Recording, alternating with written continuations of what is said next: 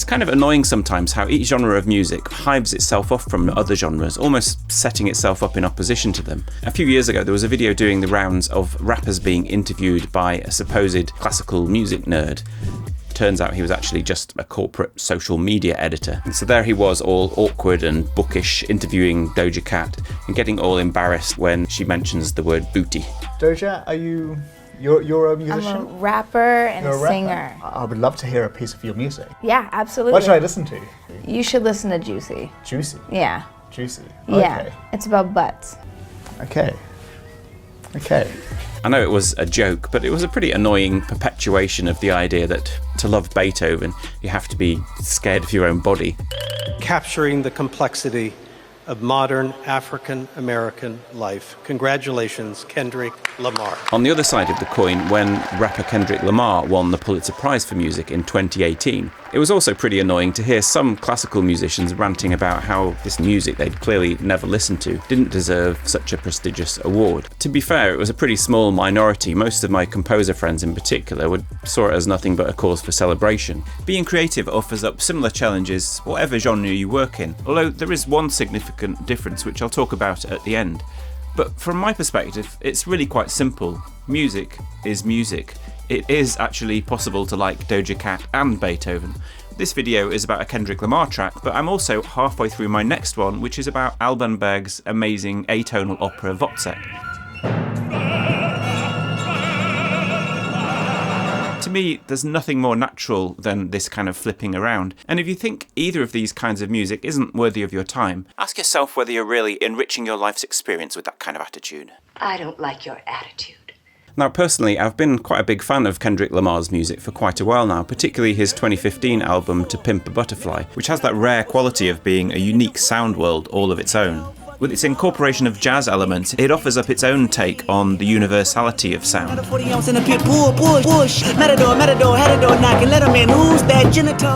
It manages to be both stripped back and multidimensional, to have a rawness and a cosmopolitan eclecticism. But for the most part, this album sits within a category of music to me that is great, but also defies analysis.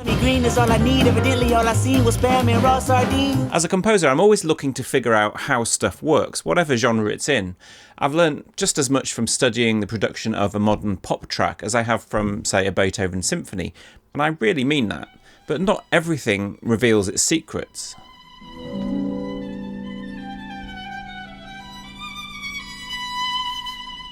Rimsky-Korsakov's Scheherazade is a good example of a classical piece that isn't massively original or clever in the way that it's put together, but it just has something really touching about it in a way I've never been able to properly define.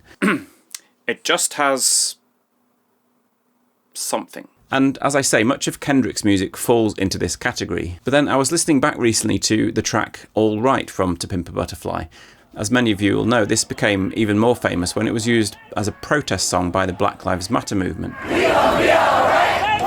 We gon' be alright. Ironically, given what I'm about to talk about, the protesters slightly simplified the rhythm of the chorus into a straightforward chant. But when I listened back to the track itself, I found a rhythmic complexity that was really quite hard to wrap my head around. Pet dog, my dog, that's all. Big back and chat, I trap the back for y'all. I rap, I black on tracks, so rest assured. My rights, my wrongs, I right till I'm right with God.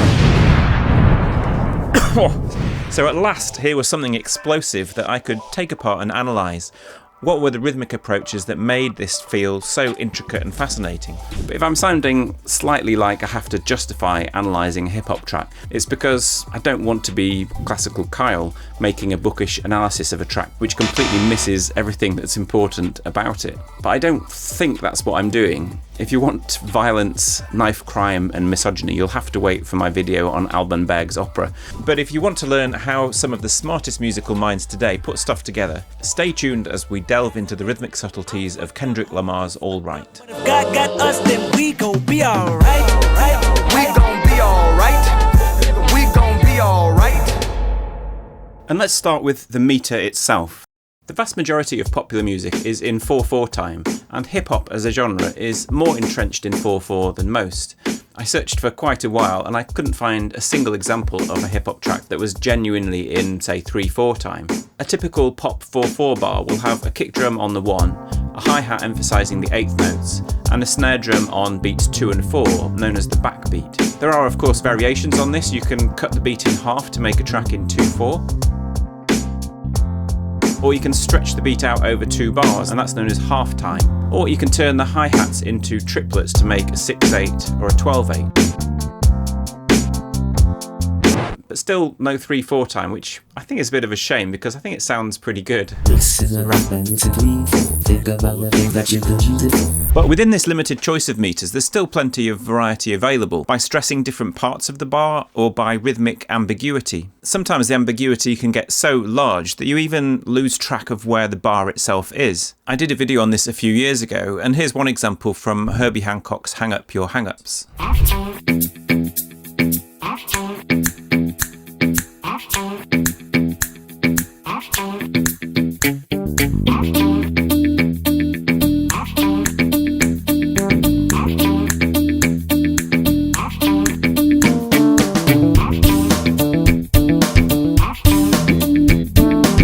The rhythmic situation I want to talk about today is something different.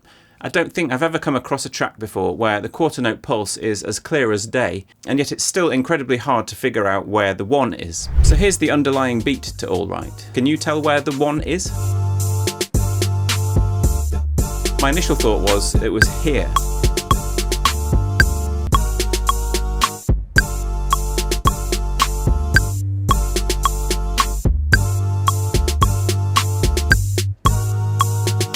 But then I was listening to Jack Conte and the drummer Darren King talking about the track, and they talked about this moment. Black on tracks, so rest assured. My rights, my wrongs, I right till I'm right with God. When you know we've been hurt, been down. And then no crash on 1. Ever. No hit on 1. It's just restrained completely. Yeah. Black on tracks, so rest assured. My rights, my wrongs, I right till I'm right with God. When you know, when you know, when you know. Now, that can't be right, I thought. There's no way that silence after that build-up is the actual 1. There's literally nothing there, nothing that emphasises the beat at all, and it just doesn't feel like a downbeat to me. Then I dug into it a little more, and I heard the drummer Questlove talking about the track. You have the infamous phantom rolling keyboard with these jazz tones. A sound out of stock patches, which is really unheard of. And then we had the drums in 1, 2. So there's clearly an audible count there. 1, 2.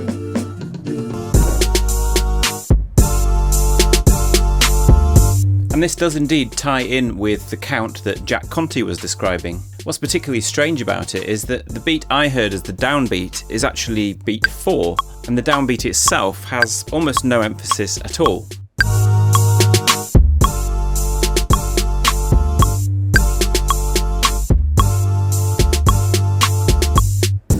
Pharrell gave the song just enough bounce for you to bounce to it, but to not get in the way of Kendrick's lyrics.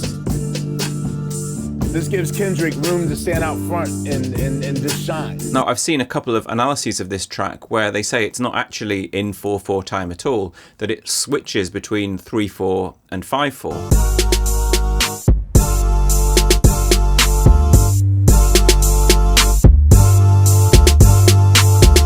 Now, to an extent, this makes sense. It certainly feels a little more like an accurate representation of how we feel the beat, but I just don't believe it was conceived this way. And more importantly, there were a couple of clues in the track that were still in 4/4. Firstly, the track's producer, Pharrell, has a kind of signature tag he uses at the start of most of his tracks, 4 repeated beats.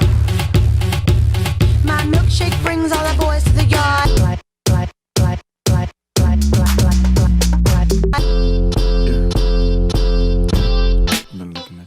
And sure enough, Alright starts in the same way. And secondly, it has a half-time backbeat. You remember half-time is a standard 4/4 drum beat, but stretched over 2 bars, so that the backbeat now forms on beat 3 and 7. And despite everything else that's going on, that's what happens in this case, a clear snare drum sound on those 2 beats.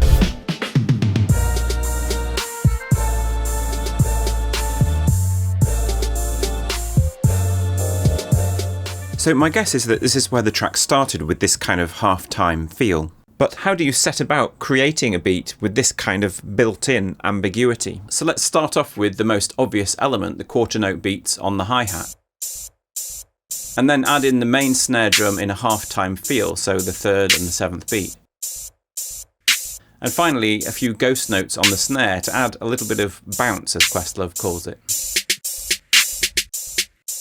If we try adding in the chords, this is where the rhythmic beat starts to become harder to perceive as a traditional 4/4.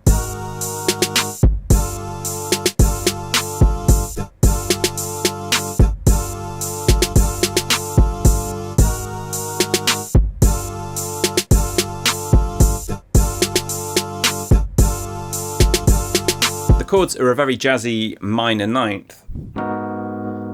It's the kind of chord that you would expect to move away using traditional jazz harmony, perhaps, say, down a tone, or down, say, a 4th or a 5th.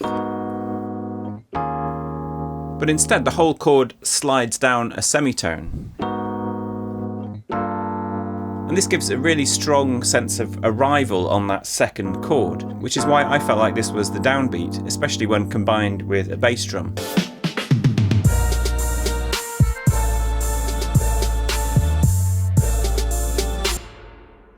So that's the very ambiguous foundation of the track, and now let's look at how the vocal line sits above that. The chorus itself is basically just a repetition of the one line. It usually starts on the 3rd beat with the right of Awwright landing on the downbeat. We gon' be alright. We gon' be alright. We gon' be alright. But there are a couple of times where the line is contracted by half a beat. We gon' be alright. And it's that contraction that the protesters usually miss out. So it's actually more straightforward than it sounds. Those unusual emphases in the chord patterns below mean that we hear different stresses in the phrase each time it repeats. Sometimes the stress is on the right, We gon' be alright. and sometimes it's on the B. We gon' be alright. So the changing rhythmic emphasis picks out different meanings in the phrase, but also just makes it more musically interesting than it would otherwise be.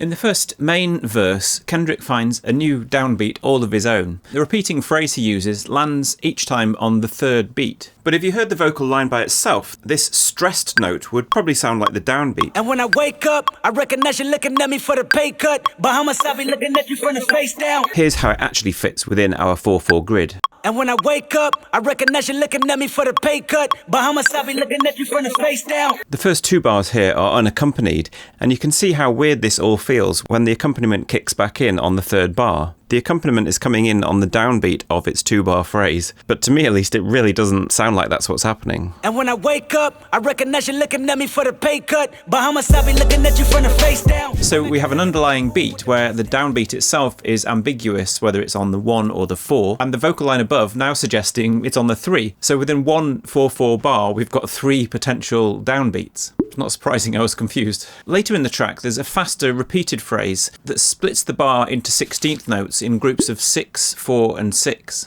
I can see the evil, I can tell it, I know it's illegal. I don't think about it, I deposit every other zero. Thinking of my partner, put the candy painting on a Rico. Digging in my pocket, in a profit, big enough to feed you. Although this phrase starts on beat 1, the other 2 parts of the phrase don't coincide at all with the chords and the emphases below. So this time it sits in a kind of syncopation with the beat below. I can see the evil, I can tell it, I know it's illegal. I don't think about it, I deposit every other zero. Thinking of my partner, put the candy painting on a Rico. Digging in my pocket, in a profit, big enough to feed you every. Again, listen to the drum fill there, which just fills up the whole last bar, and yet just sounds like something far more whacked out than that. Every other zero. Thinking of my partner, put the candy painting on a Rico. Digging in my pocket, in a profit, big enough to feed you every. And then there's the division into groups of 3 16th notes. We hear the first hint of this in the first verse, where it moves into this repeating phrase that skips over the bar with a lot of syncopation. Tell the world I know it's too late. Boys and girls, I think I've gone crazy. Trying to side my face this all day. Notice at the start how the 8th note plus the 16th note form a 3 16th note pattern. Da, da, da, da, da, da, da.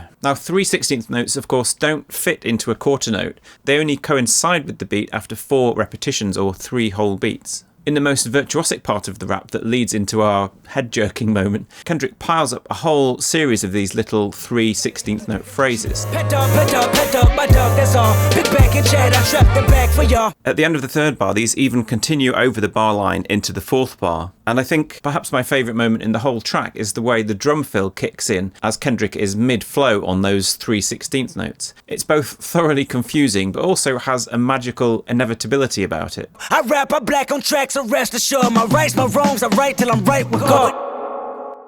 So I mentioned earlier how there was one difference between how a hip-hop artist composes music and how a classical composer does, and it involves the production. Production credit on Alright goes to Pharrell and Mark Spears, known as Sounwave. And firstly, let's hear Kendrick talking about how the track came about. And I should say that when he says P, he's talking about producer Pharrell. You know what? I had that record. I was sitting on that record for about 6 months. I just was trying to find the space and to approach it. What's the approach, you know? I mean, the beat sounds fun, but it's something else inside of them chords that Pharrell put down. You didn't have any words at that point? I didn't have any words, that's it. And did you have a scat over it before or nothing? Yeah, I had a scat. And it had that phrasing? Different cadences, yeah. You know? Hook or not yet? P had the hook. Oh, cool. Yeah, P had the Alright, that's him on the hook. Yeah. So the main beat and the chorus hook were composed, it seems, mostly by Pharrell, perhaps a year in advance, and Spears brought in the sax and additional drums, so a significant part of the artistic achievement of the track must go to these two producers. And interestingly, Kendrick wasn't even the first to get his hands on the beat. The rapper Fabolous seems to have been offered the track initially, and, well, it's a bit unclear how it happened, but Fabolous released his version of the track 3 months after To Pimp a Butterfly was released, but shortly before Kendrick's Alright was released as a single. So we have the chance to hear an entirely different track by a different artist, but with the same beat and the same chorus hook as Alright. Huh? We gon' be alright. We gon' be alright. Do you hear me? Do you feel me? We gon' be alright. Swear there ain't never been a doubt. Now I got everything that's out. I say ever since about 01, 02. It's a strange thing to hear, and for those of you more familiar with, say, a classical composer's artistic process, it might seem a little strange to know that so much of Kendrick's celebrated track exists outside of him. But now let's hear from two other people involved in the album to get more of a sense of what happened. Firstly, the bassist Thundercat, who played on several tracks. Working with him throughout the process, for me, it was like being kneaded like a piece of dough. You know, it felt like somebody was like bending and stretching and like, you know, pulling different things out. I've never experienced anything like that in a working situation ever. A lot of the time with rappers, they exist in their own space. Even the act of rapping sometimes is like you have to talk about yourself so much that you think it's just yourself. And being that I'm a musician first, and it's like the thing that I have is a piece that works, that has to fit in a puzzle. So it's never, I know it's never just me, regardless, you know? But it's one of those things where I've experienced in the past moments where people would just be kind of like, you know, to themselves, and it's like once they've gotten something from you, they don't talk to you anymore, right. All kinds of stuff like that. But the truth is, Kendrick would always let me know otherwise. And the second person is the producer Sounwave, talking here about the track King Kunta. The original version of King Kunta, a lot of people don't know this, but it was like the jazziest record in the world. Me, I was like, this is it, we got it right here. Me and Kendrick, we always work very hands-on together, and this track, I just knew it. And I was waiting for his reaction as he was listening to it, thinking, yes, this is it. And he's like, it's cool, but I want it a little more nasty. And I was like, what are you talking about? This is the most beautiful thing I've ever made. And he was like, just trust me on this, simplify it. I ended up stripping up a bunch of stuff off. I took all 10 guitars off, and it just left one little bass line. And once I did that, I understood 100% exactly where he wanted to go with it. A lot of people will never hear the original, but it was like the jazziest record in the world, and it ended up being one of the nastiest records in the world. So both these collaborators point to the crucial role Kendrick played in drawing together the artists involved. In terms of the actual notes on the page, as it were, it's true that Kendrick is mainly just responsible for his own part, but in terms of the overall vision, he's the whole thing. Just like when a conductor's dealing with an orchestra and a piece of music everyone knows, it's only with the conductor's vision and the skills they have to bring out the best in others that things reach another level. Having the Fabolous track to compare to is, I think, really instructive. The entire beat and the main chorus hook is the same, and yet the difference in quality between the two tracks is like day and night. The Fabolous track flattens out much of the rhythm and just seems to be much more bland in its conception, and that's without even touching on the depth of the message in the lyric. The other comparison we could make is with someone like Steve Jobs, who didn't create, engineer, or even design the iPhone, and yet few doubt the importance of his role in masterminding its final form. It's impossible to imagine it without him. Similarly, there's an alchemy and a power in Kendrick's track that is only there because of him. It's a very different way of working to the way I work, but the results, I think, speak for themselves. I'm very grateful to everyone who supports the channel over at Patreon, and if you'd like to help me make more videos, do please join them over there. You can also support the channel by buying some merch like this Harmonic Series t-shirt, or by just a simple like and subscribe. Thank you so much for watching, and I'll see you next time.